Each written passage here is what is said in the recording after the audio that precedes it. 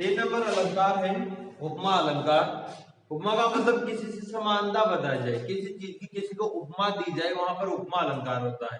लेकिन वो उपमा किस आधार पर दी जाए? रूप, रंग, गुण, स्वभाव आदि के आधार पर यदि हम किसी की समानता किसी के साथ बताते हैं, किसी की उपमा किसी को देते हैं, तो वहां पर उपमा अलंकार होता है। जैसे हम कहेंगे चांद सा मुख, भाई अब अपने मुख की तुलना किसी की? चांद से। भाई चांद रोशन होता है तो दोनों चांद सा रोशन चेहरा कर सकते हो आप, तो चेहरे की तुलना किससे की? अपने, यानी कि चेहरे को किसकी उपमा दी? चंद्रमा की उपमा दी। तो वहां पर ही कौन सा अलंकार होता है?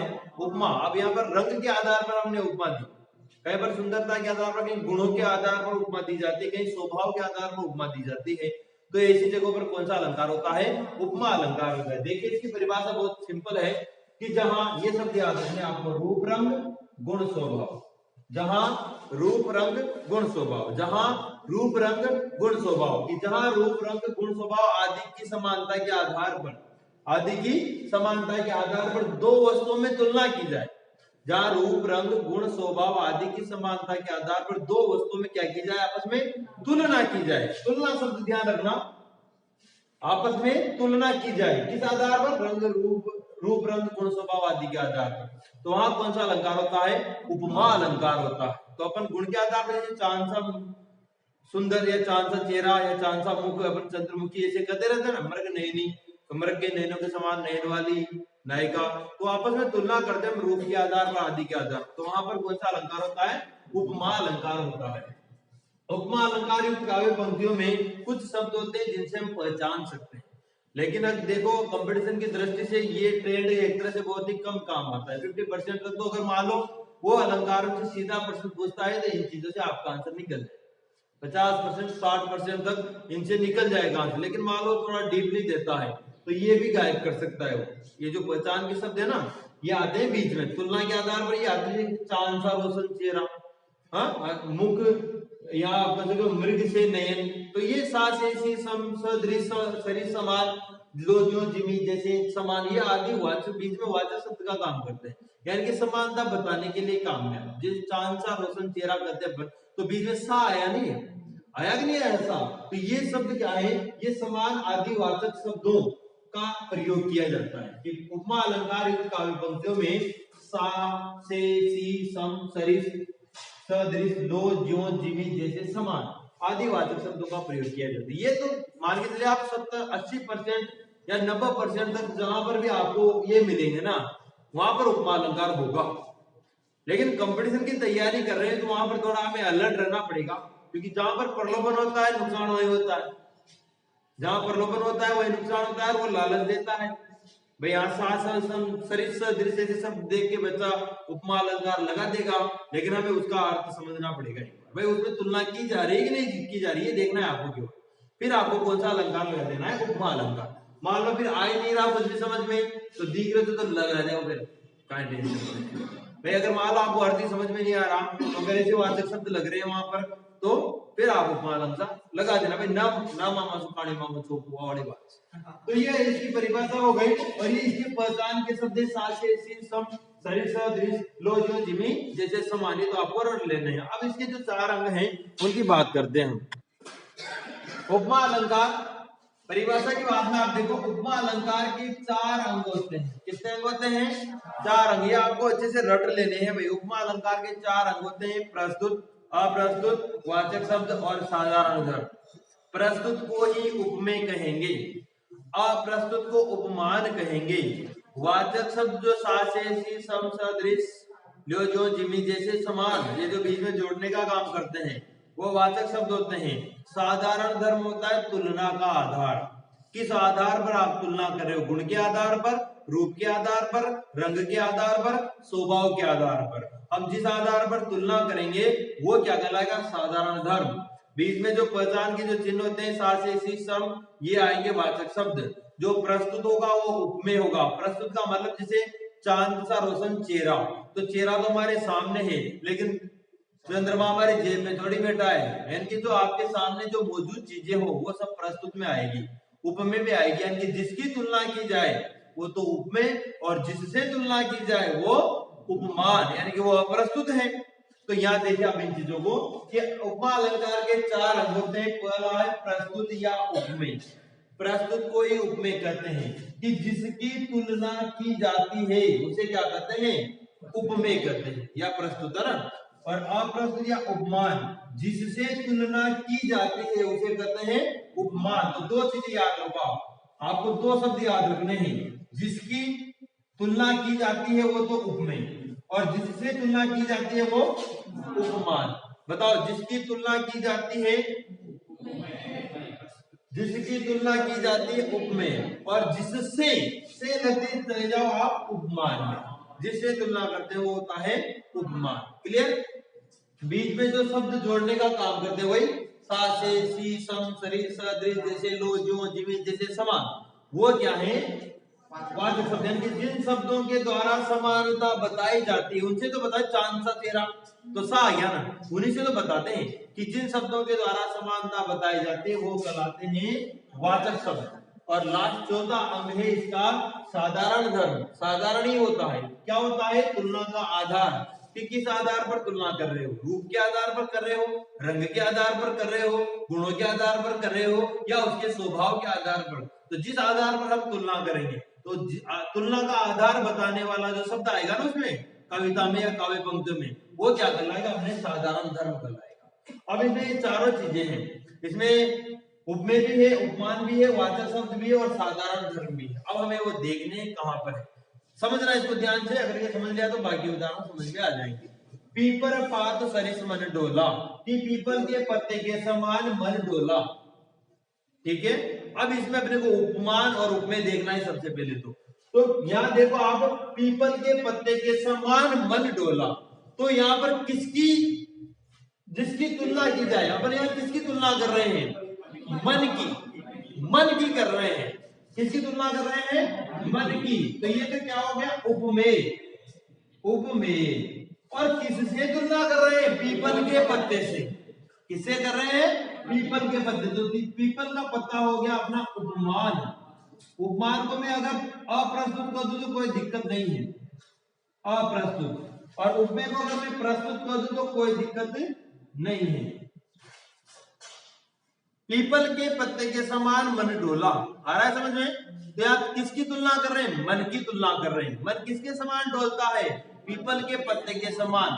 तुलसीदास जी की है ये पंक्तियां। तो पीपल के पत्ते, पीपल का पत्ता देखा होगा आपने, जरा सी हवा चली डोलने लग जाता है, डोला रे डोला रे डोलता है नहीं डोलता, हल्की सी हवा में भी हिलने लग जाता है पीपल का पत्ता, और इसी हिसाब से हिलता रहता है।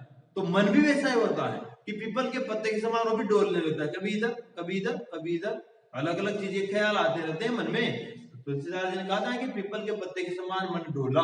तो यहाँ देखो पीपल का पत्ता तो क्या हो गया, उपमान, क्योंकि पीपल के पत्ते से किसकी तुलना की जा रही है, मन की तुलना की जा रही है। तो दो चीजें क्लियर है अपने, ये बड़े ढंग से समझ लो, बाकी में दिक्कत नहीं आएगी। कि जिसकी तुलना की जाती है, तो किसकी तुलना कर रहे हैं साहब, मन की तुलना कर रहे हैं। और जिससे तुलना की जाती है उपमान, तो किससे तुलना कर रहे हैं, तो पीपल के पत्ते से तुलना कर रहे हैं। यहाँ तो दोनों चीजें क्लियर है। अब देखो प्रस्तुत अप्रस्तुत क्यों करते हैं। मन प्रस्तुत होता है, सामने व्यक्ति का मन वही होता है, लेकिन पीपल का पत्ता क्या जेब में हर जगह लेके घूमता है यार, नहीं घूमता ना, तो वो अप्रस्तुत चीज है, वो वहां पर प्रस्तुत नहीं है। अब देखो वाचक शब्द, जिन शब्दों के द्वारा समानता बताई जाती है, किसके द्वारा बता रहे हैं कि पीपर पात सरिस समान। सरिस का मतलब क्या होता है, समानित होता है, सासी सरिस हमने लिखा भी था यो। तो ये क्या है, वाचक शब्द। ये क्या है भाई, वाचक शब्द, कोई दिक्कत नहीं होगी। अब बचा अपने डोला, डोलना, जैसे पत्ता डोलता है ना वैसे मन डोलता है। तो ये क्या है, तुलना का आधार है भाई, पत्ता भी डोलता है मन भी डोलता है, तो दोनों की तुलना किस चीज से की जा रही है, उनका स्वभाव बताया जा रहा है कि वो डोलते हैं, ये गुण या स्वभाव है उनका, इसी के आधार पर तो दोनों में तुलना की जा रही है, मन में और पीपल के पत्ते में। तो ये क्या है, साधारण धर्म। ये क्या है, साधारण धर्म। तो ये चीजें आपको आ जानी चाहिए। अभी दो उदाहरण और बताऊंगा मैं आपको। तो यहाँ चारों अंग मौजूद है उपमा अलंकार के, एक नहीं पीपल पात सरिस मन डोला, की पीपल के पत्ते के समान मन डोला। आ गया समझ में? आ गया। तो ये तो है उपमान, ये वाचक शब्द, ये उपमेय और ये साधारण धर्म। तो ये नीचे वाला उदाहरण ऐसे कैसे लिख लो आप। अगले दो उदाहरण है अपने उपमा अलंकार के। इनमें उपमा अलंकार के चारों अंग अपन ढूंढते हैं। मंजुल मुख शशि सम सुंदर है, कि मंजुल कोमल कह सकते हो आपकी कोमल मुख है किसी नायिका का, वो शशि, शशि यानी कि चंद्रमा के समान सुंदर है। किसके समान सुंदर है? चंद्रमा के समान सुंदर है। तो सबसे पहले हमें इसमें देखना है उपमेय क्या है, यानी कि किसकी तुलना की जा रही है। तो सबसे सीधा सा काम है कि मुख की तुलना की जा रही है। तो ये क्या हो गया? उपमेय, या इसको हम कह सकते हैं प्रस्तुत। ये तो हो गया इसका उपमेय या प्रस्तुत। अब हमें देखना है उपमान, यानी कि मुख की तुलना किससे की जा रही है। तो मुख की तुलना यहाँ शशि यानी कि चंद्रमा से की जा रही है। तो ये शशि हो गया अपने उपमान, और उपमान को हम कह सकते हैं अप्रस्तुत। ठीक है, अब आगे चलिए। अब हमें देखना है वाचक शब्द कि इनकी समानता किससे बताई जा रही है। वो जो शब्द कौन सा है जिससे दोनों में समानता बताई जाए। वाचक शब्द है इसमें सम, ये है इसका वाचक शब्द। और समानता का आधार क्या है? सुंदरता। जैसे चंद्रमा सुंदर होता है वैसे नायिका के मुख को सुंदर बताया गया है। तो सुंदर यानी कि गुण, गुण के आधार पर, यहाँ पर रंग के आधार पर क्या बताया गया है? दोनों में तुलना की गई है। तो ये क्या है? साधारण धर्म, साधारण धर्म। तो ये देखिए आप इसमें बिल्कुल आराम से समझ में आ गया कि उपमा अलंकार कैसे पहचानते हैं। कि मंजुल मुख शशि सम सुंदर है, कि मंजुल कोमल मुख किसके समान सुंदर है? चंद्रमा के समान सुंदर है। तो मुख की तुलना की जा रही थी, उपमेय हो गया जिससे की जा रही है शशि यानी कि चंद्रमा, शशि यानी चंद्रमा से की जा रही है। तो ये क्या हो गया? उपमान, और ये वाचक शब्द और ये साधारण। ये देखो आप, ये झील सी नीली आंखें, ये चांद सा रोशन चेहरा, तारीफ करूं क्या उसकी जिसने तुझे बनाया ना। ऐसा है ना, गाना पूरा याद नहीं है। अपने को अलंकार निकालना है इसमें। इसमें यहाँ से यहाँ तक चारों अंग है, फिर यहाँ से यहाँ तक भी चारों अंग है। देखो आप, ये झील सी नीली आंखें, इसमें देखते हैं। तो इसमें आप ये देखो सबसे पहले कि किसकी तुलना की जा रही है? आंखों की। तो आंखें क्या है यहाँ पर? उपमेय। और उपमेय को अगर मैं कह दूं प्रस्तुत, कोई दिक्कत है क्या? नहीं है। ये हो गया उपमेय। आंखों की तुलना किससे की जा रही है? तो आंखों की तुलना की जा रही है झील से। तो झील हो गए अपने उपमान, और उपमान को हम कह सकते हैं अप्रस्तुत, अप्रस्तुत। ठीक है, अब आगे देखो सब, वो जो वाचक शब्द कौन सा है समानता बताने वाला? सी, सी हो गया अपने वाचक शब्द। फिर आप देखो आप कि समानता का आधार क्या है, यानी कि दोनों में जैसे झील होती है वैसे आंखें बताई गई। तो झील भी सुंदर और बीच में नीली, यानी कि झील भी नीली है और आंखें भी नीली है। तो आंखों और झील की तुलना किसके आधार पर की? नीले रंग के आधार पर, नीले रंग के आधार पर। तो ये क्या हो जाता है? साधारण धर्म। कोई दिक्कत नहीं है। आगे देखो, ये चांद सा रोशन चेहरा, तो यहाँ भी है किसकी तुलना कर रहे हैं? चेहरे की। तो चेहरा क्या है? उपमेय, और उपमेय को हम कर सकते हैं प्रस्तुत। अब अपने को देखना है उपमान कहाँ है? चांद। तो चांद क्या है यहाँ पर? उपमान, क्योंकि चेहरे की तुलना किससे कर रहे हैं? चांद से। और उपमान को हम क्या कर सकते हैं? अप्रस्तुत, अप्रस्तुत। ठीक है, अब बीच में जोड़ने का काम सा, ये हो गया अपने वाचक शब्द। अब इन दोनों की तुलना का आधार क्या है? रोशन। जैसे चंद्रमा रोशनी देता है ना, वैसे कोई चेहरा होगा किसी का जो बढ़िया रोशनी दे रहा होगा, घरा में लाइट जगड़ा हुआ जरूरत कोई नहीं होगा, तो वो चेहरा की रोशन है ना। तो ये क्या है? साधारण होगा। कोई अपनी कहा अब अपना तो खाए ना थी अंदर यहाँ बात क्या ना थी। तो ये दोनों आपको समझ में आ गए। तो ये दो तीन उदाहरण हो गए। अब हम आगे चलते हैं। उपमा अलंकार, उपमा अलंकार के तीन भेद होते हैं। कितने भेद होते हैं? उपमा अलंकार के तीन भेद होते हैं। पूर्णोपमा अलंकार, लुप्तोपमा अलंकार और मालोपमा अलंकार। पूर्णोपमा, लुप्तोपमा, मालोपमा। पूर्णोपमा, लुप्तोपमा, मालामाल वीकली है ना, मालामाल हो जाते हैं लास्ट में। शुरू में पूर्ण होते हैं, फिर कोई लुप्त हो जाता है एक, और बाद में मालामाल हो जाते हैं, यानी कि फिर ज्यादा हो जाते हैं फिर, है ना। तो देखो पूर्णोपमा अलंकार, लोकोपमा और मालोपमा। अब ये कहाँ कहाँ होते हैं, कैसे होते हैं, वो हमें समझना है। पहला है आपके पूर्णोपमा अलंकार। परिभाषा है बिल्कुल सिंपल पूर्णोपमा अलंकार की, जहां उपमा अलंकार के चारों अंग मौजूद हो वहां पूर्णोपमा अलंकार होता है। अब चार अंग कौन से, भी हमने इससे पहले पढ़े थे ना, उपमेय, उपमान, वाचक शब्द और साधारण धर्म। अगर वो चारों अंग आपको मिल जाए तो वहां कौन सा अलंकार होगा, पूर्णोपमा अलंकार में पूर्ण है, पूरे कोई कमी नहीं है, तो पूर्णोपमा अलंकार हो गया। ये चांद सा रोशन चेहरा रो भी, जो भी पेपर पास करे मंत्रोला, सारे उदाहरण में कौन सा अलंकार भी है, पूर्णोपमा अलंकार भी। उपमा तो है सही, उसका कौन सा भेद है, पूर्णोपमा, क्योंकि उसमें चारों अंग मिल रहे थे अपने, उपमेय, उपमान, वाचक शब्द और साधारण धर्म। अब यहाँ देखिए अपने तीन उदाहरण हैं, इनमें ये चारों अंग है या नहीं ये हमें देखना है।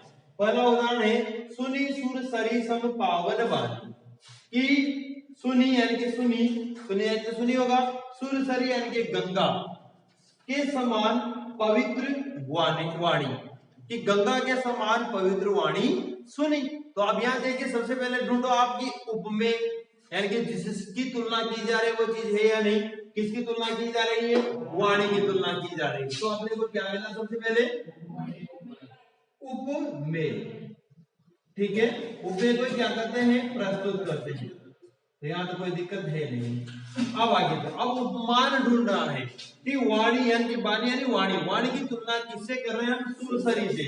सुरसरी का अर्थ होता है गंगा, सुरसरी का अर्थ होता है गंगा, तो सुरसरी से हम किसकी तुलना कर रहे हैं, वाणी की, तो ये क्या हो गया, उपमान। और उपमान को क्या कर सकते हैं, अप्रस्तुत, अप्रस्तुत, है ना। अब समानता बताने वाला शब्द कौन सा है, सम, तो ये हो गया अपने वाचक शब्द, वाचक शब्द, ठीक है। अब इन दोनों की समानता का आधार क्या है, पावन, पावन का अर्थ होता है पवित्र, पावन का क्या होता है, पवित्र, कि जिस प्रकार गंगा नदी पवित्र है ना, उसी प्रकार की पवित्र वाणी हमने सुनी, तो ये क्या हो गया, समानता का आधार हो गया ना। तो ये क्या है, आपके समानता का आधार क्या होता है, साधारण धर्म, साधारण धर्म। तो अब आप यहाँ देखिए, आप उपमान मिल गया, उपमेय मिल गया, वाचक शब्द, साधारण धर्म, चारों अंग मिल गए अपने को, तो चारों अंग जहां मिल जाए वहां कौन सा अलंकार होगा, पूर्णोपमा अलंकार, यानी कि पूर्ण है चारों अंग। अगले में देखते हैं कि करिकर सरिस सुबक भुज दंड, भुज दंडा, यहाँ सुबक का मतलब है सौभाग्यशाली। करिकर क्या होता है, करी यानी होता है हाथी, करी यानी होता है हाथ। अब हाथी का हाथ देखा क्या आपने, हाथी का, समझो समझो, मैं रुक जाऊंगा लिखने के लिए। हाथी का हाथ देखा क्या, नहीं देखा ना, होता है हाथ से हम क्या खाते हैं, खाना खाते हैं। हाथी किससे खाना खाता है, सूंड से, तो उसकी सूंड ही उसके लिए क्या है, उसका हाथ है, उसी से पानी पीता है, उसी से खाना खाता है, करता है नहीं काम, सारे काम उससे करता है। तो करिकर यानी कि हाथी की सूंड के समान, सरिस का मतलब समान, के समान, सुबह यानी कि सौभाग्यशाली, कोई व्यक्ति सौभाग्यशाली।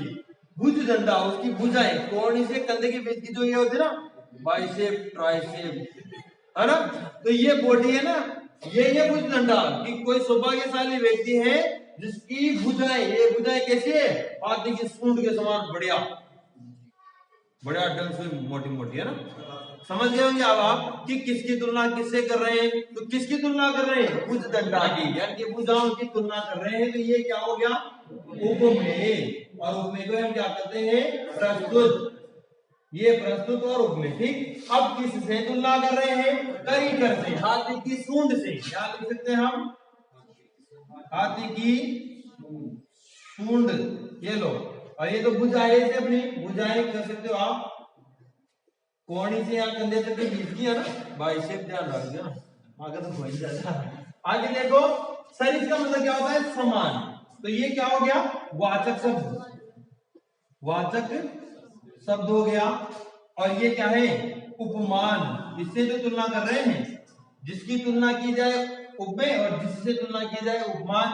सुबक, सुबक का मतलब होता है सौभाग्यशाली, सौभाग्यशाली, छोटा सा लिख देता हूं यहाँ, सौभाग्यशाली।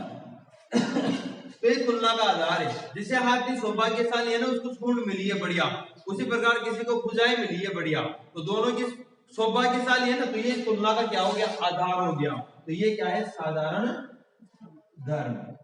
बताओ कोई दिक्कत नहीं। अब आ जाओ इसमें, इसमें भी चारों अंग है, इसमें भी चारों अंग है, उदाहरण एक ही है लेकिन दोनों में चारों अंग है। मोम सा तन खुल चुका है, अब दीप सा मन, दीप सा और एक कर दिया अब दीप सा मन जल रहा है। तारे वो लिखो ना, मैं बोली करो जो मन होता है वो। देखो मोम सा तन भूल चुका है, तो मोम सा तन भूल चुका है, तो यहाँ पर किसकी तुलना कर रहे हैं, तन की तुलना कर रहे हैं। तो ये क्या हो गया, उपमेय हो गया। किससे करें, मोम से, जैसे मोम भूल जाते हैं ना वैसे। तो ये हो गया आपका उपमान। तुलना किससे बता रहे, किस शब्द से, सा से। तो ये क्या हो गया, वाचक शब्द हो गया। और तुलना का आधार क्या है, गुणना। तुलना का आधार क्या है, जैसे मोम भूलता है ना वैसे किसी का तन भूल रहा है, तो ये क्या हो गया, साधारण धर्म। साधारण धर्म, ठीक है। अब आ जाओ, कन्या शरीर बताइए। अब दीप सा मन जल रहा है, अब दीप सा मन, तो यहाँ मन की तुलना कर रहे हैं, तो मन क्या हो गया, उपमेय। और दीप सा, तो दीप क्या हो गया भाई, मन की तुलना किससे कर रहे हैं, दीप से। बताने वाला शब्द वाचक शब्द हो गया सा, ये वाचक शब्द हो गया। अब ये क्या है, साधारण जलना, कि जैसे मन जल रहा है ना, जैसे दीपक जलता है वैसे मन जल रहा है, तो दोनों में तुलना का आधार क्या है, जलना। तुलना का आधार क्या है, जलना। और वही क्या बन जाता है फिर अपने, साधारण धर्म। साधारण धर्म, ये ऐसे कैसे लिख लीजिए आप, साधारण धर्म।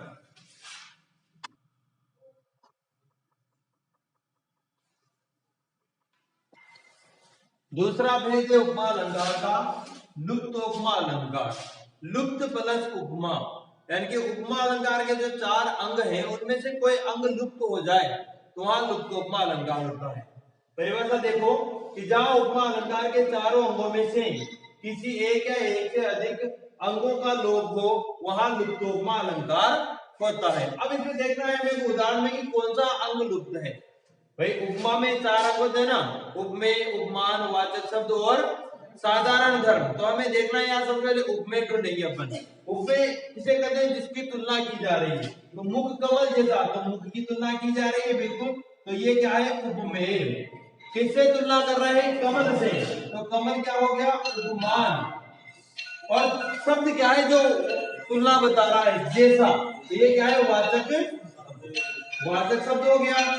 अब यहाँ पर क्या बचा, साधारण धर्म नहीं है भाई, वो सुंदर है कि रोशन है, क्या है उसके समान, तो वो वाचक शब्द नहीं है, तो साधारण धर्म नहीं है, तो क्या हो गया यहाँ पर, साधारण धर्म लुप्तोपमा। लुप्तोपमा ऐसे लिख लेंगे आप, ये क्या है, साधारण धर्म लुप्तोपमा है इसमें, ठीक है। अगला उदाहरण देखो आप, नव नलिनी से नेत्र वाला कहाँ है। तो नव नलिनी, नलिनी कहते हैं कोमल, यानी कोमल, जो कोमल की तरह होता है, से नेत्र वाला, नेत्र वाला कहाँ है, तो किसकी तुलना कर रहे हैं, नेत्रों की तुलना कर रहे हैं, तो ये क्या है, उपमेय। किसकी तुलना कर रहे हैं, नलिनी से, तो ये क्या है, उपमान। और से, ये क्या आ गया, वाचक शब्द, बता रहा है दोनों में समानता, तो ये हो गया वाचक शब्द। अब तुलना का आधार कहाँ है भाई इसमें, भाई नव नलिनी से नेत्र वाला, सुंदर या मधुर या कोमल, कौन, क्या बताया यहाँ पर, तुलना का आधार कहाँ मिला अपने को, भाई सुंदर बताया, गुण कहाँ मिला, गुण, स्वभाव, रूप, रंग, कुछ भी तो नहीं बताया। क्या बताया कि नलिनी से नेत्र वाला कहाँ है, ये तो अपन चांद सा रोशन चेहरा, रोशन बता रहे थे कि चंद्रमा भी रोशनी देता है, वो चेहरा भी रोशनी देता है, दोनों में साधारण धर्म बताया जा रहा था, यहाँ साधारण धर्म नहीं है, तो ये भी कौन सा अलंकार हो गया, साधारण धर्म। साधारण धर्म लुप्तोपमा, लुप्तोपमा। तो साधारण धर्म लुप्त है, तो साधारण धर्म लुप्तोपमा भी कर सकते हैं अपन, ठीक है। आगे चलो, हम लुप्तोपमा अलंकार के देखो तीन उदाहरण हो रहे हैं। दो पहले पढ़ लिए, ऊपर वाला देखो आप, कि पुलिस कठोर सुनत कटुबानी, बिलपत लखन सिए सब रानी। सबसे पहले तो अर्थ आना चाहिए अपने को। अर्थ क्या है कि पुलिस वज्र का नाम है कि उस जैसे कुलिस कठोर वज्र है, कठोर कुलिस वज्र जैसी सुनत कटुबानी की कुलिस कठोर वज्र होता है उसके समान कटुबानी सुनी। और वह सुनने के बाद क्या हुआ, बिलपत, बिलपत यानी कि व्याकुल होना, विलखना कर सकते अपन, व्याकुल या बेचैन कर सकते हो आप। लखन यानी कि लक्ष्मण जी, सी यानी कि सीता, सब रानी और बाकी जो रानी है सभी। ऐसे कठोर पुलिस के समान कठोर वचनों को सुनकर लक्ष्मण, सीता और सभी रानियां बिलपत यानी के बिलखने लगी या व्याकुल होने लगी या बेचैन होने लगी। अब यहाँ देखिए आप, पुलिस तो क्या है, एक वज्र है, उसका स्वभाव क्या है, कठोरता, तो स्वभाव आ गया। सुनत कटुबानी और कटुबानी, तो जो पुलिस है ना और एक कठोर था, तो कटुबानी, कटुबानी की तुलना किससे की जा रही है, पुलिस से की जा रही है। यानी जो वाणी है ना वो भी कटु है, वो भी कठोर है, तो वाणी से यहाँ पे क्या हो गया, उपमेय हो गया। इसकी तुलना कर रहे हैं ना वाणी की, किससे कर रहे हैं, पुलिस से कर रहे हैं, तो पुलिस क्या हो गया, उपमान हो गया। अब वाचक शब्द कहाँ है यहाँ पर, सा से सी सम सरिस सदृश, यानी कि पुलिस कठोर सम, सम आता है यहाँ, समान आता या सदृश आता, कुछ भी नहीं है, तो यह वाचक लुप्तोपमा है। और कठोर क्या है, कटुबानी, बानी भी कटु है और पुलिस भी कठोर होता है, तो ये कठोरता क्या बता रहा है, साधारण धर्म है, यानी कि समानता का आधार है। वाणी में और पुलिस में समानता बतावे, कटु वाणी और पुलिस में क्या समानता है, कठोरता है। भाई कटु वाणी में भी, वाणी आता तो अलग बात, लिखने आ रहा है कटु वाणी, तो कटु वाणी में भी कठोरता होती है और पुलिस में भी, वज्र में भी कठोरता होती है। तो ये हो गया इसका साधारण धर्म। तो बताओ कौन सा अंग लुप्त है यहाँ पर, वाचक शब्द, तो यहाँ लिख लो आप वाचक लुप्तोपमा, वाचक लुप्तोपमा, ये है भाई इसमें, वाचक धर्म नहीं है इसमें। दूसरा देखो, पड़ी थी बिजली सी विकराल, समझ लो। अब सबसे पहले पड़ी थी बिजली